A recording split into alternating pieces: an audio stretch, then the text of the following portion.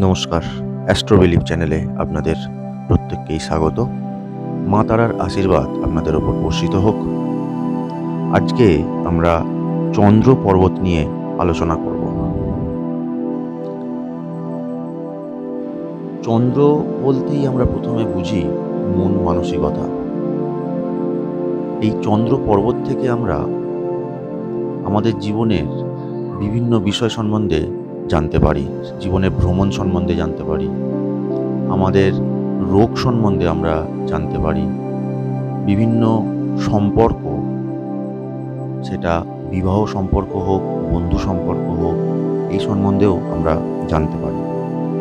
এই যে ক্ষেত্রটা আমরা দেখছি, এটিকে চন্দ্রের পর্বত বলা হয় বা চন্দ্রক্ষেত্র বলা হয়। এই চন্দ্রক্ষেত্রটি যত পরিষ্কার এবং পরিপুষ্ট হবে ততই ভালো, জাতক বা জাতিকার জন্য ভালো। এখন আমরা ধীরে ধীরে এগোতে থাকি যে চন্দ্র পর্বতে যদি ত্রিভুজ চিহ্ন থাকে, এই ধরনের কোনো চিহ্ন যদি আমরা লক্ষ্য করি, বুঝতে পারবো কি হতে পারে। এটি ছোট হতে পারে, বড়ও হতে পারে। এই ত্রিভুজ চিহ্ন থেকে আমরা কিন্তু উত্তরাধিকার সূত্রে বিষয় লাভ করা জানতে পারি। এরা বিভিন্ন গুপ্ত বিদ্যায় পারদর্শী হয়। এরা হঠাৎ কোনো অর্থ লাভ বা অপরের থেকে অর্থ লাভ করে থাকে। এরপর যদি আমরা চন্দ্রক্ষেত্রে ক্রস চিহ্ন দেখি,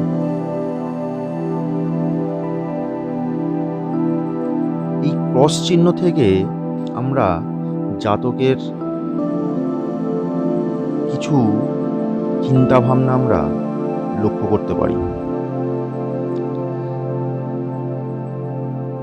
এরা প্রচণ্ড নেগেটিভ চিন্তা করে। এই চিহ্ন কোনোভাবেই চন্দ্র পর্বতে ভালো না। প্রায় এদের মধ্যে ডিপ্রেশন তৈরি হয় এই ক্রস চিহ্নের জন্য। এরপর যদি আমরা আরেকটি চিহ্ন দেখি, সেটা হচ্ছে এই চন্দ্র পর্বতে যদি তিল থাকে, সেটি যে কোনো জায়গাতেই হতে পারে, এটি একটি অশুভ লক্ষণ মানা হয়।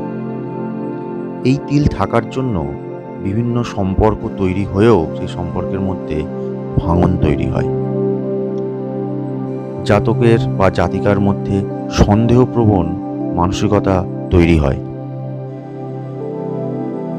বিভিন্ন প্রিয়জন দ্বারা কথার মাধ্যমে আঘাতপ্রাপ্ত হয়, মনে আঘাত লাগে।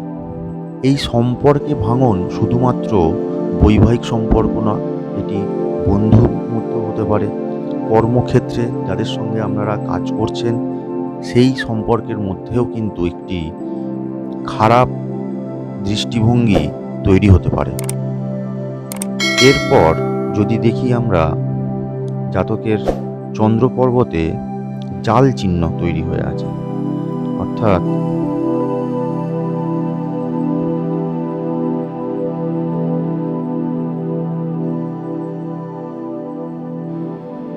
এই ধরনের যদি কোনো চিহ্ন আমরা দেখি চন্দ্র পর্বতে, তাহলে কিন্তু এটি জাতককে সবসময় অস্থির করে তোলে। যে কোনো বিষয় নিয়েই সেটি একটুতে কোনো রকম ছোটোখাটো বিষয় হলেও জাতককে প্রচণ্ড অস্থির করে তুলবে, একটা মানসিকভাবে অসন্তুষ্ট করে তুলবে, একটা দুঃখ যেন সবসময় মনের মধ্যে ভর করে আছে, এটি জাতকের মনে হবে। আর একটি বিষয় জাতকের এই জাল চিহ্ন থাকার দরুন যেটা খেয়াল রাখতে হবে, গভীর জলাশয় থেকে সবসময় দূরে থাকতে হবে। এই জাল চিহ্ন থাকার জন্য কিন্তু বুকের মধ্যে কিছু অসুখ হওয়ার সম্ভাবনা রয়েছে। চন্দ্র পর্বতে যদি আমরা এরকম আড়াআড়ি রেখা দেখি, এই রেখাগুলিকে অনেকেই ভ্রমণ রেখা বলে থাকেন। এই রেখা অনেক দূরে কর্মক্ষেত্র অনুসারেও হতে পারে বা শুধুমাত্র ঘোরার জন্য হলেও বাইরে যায় এরা, অর্থাৎ ভ্রমণ হয়ে থাকে। যদি একাধিক এরকম লেখা লক্ষ্য করা যায়, তাহলে দেখা যায় জাতক একটা কোনো কাজ নিয়ে সন্তুষ্ট থাকে না। এরা বিভিন্ন ধরনের কর্মমুখী হয়ে থাকে এবং একটি কাজে বিশেষভাবে ফোকাস করতে ব্যর্থ হন। এছাড়াও আরও অনেক রকম চিহ্ন চন্দ্র পর্বতে লক্ষ্য করা যায়। জাতকের যদি এই চন্দ্র পর্বতে গোল চিহ্ন থাকে, এই গোল চিহ্ন থাকার জন্য কিন্তু জাতকের জলের থেকে সাবধানে থাকা উচিত, গভীর জলাশয় থেকে। এটিও কিন্তু খুব চিন্তাকর একটি বিষয় এবং এই চিহ্ন থাকলে জাতককে খুব সাবধানে জল বা নদী, সমুদ্র থেকে খুব সাবধানে থাকতে হবে। সর্বশেষ আরেকটি চিহ্ন বলবো, এই রকম যদি কোনো চিহ্ন থাকে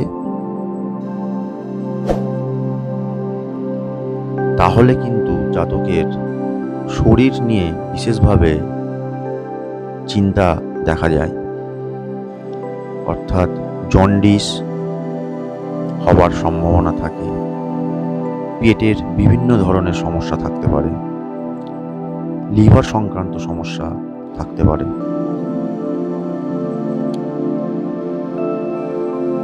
এই ধরনের যদি কোনো চিহ্ন বা সমস্যা থেকে থাকে, অবশ্যই তার প্রতিকার করার প্রয়োজন এবং প্রতিকার করলে জাতক যথেষ্ট জীবনে উন্নতি করতে পারবে। চন্দ্র পর্বত নিয়ে আজকের আলোচনা এইটুকুই। আশা করছি আপনাদের ভালো লেগেছে। এই ভিডিওটি যদি ভালো লেগে থাকে অবশ্যই চ্যানেলটি সাবস্ক্রাইব এবং লাইক করবেন। ধন্যবাদ।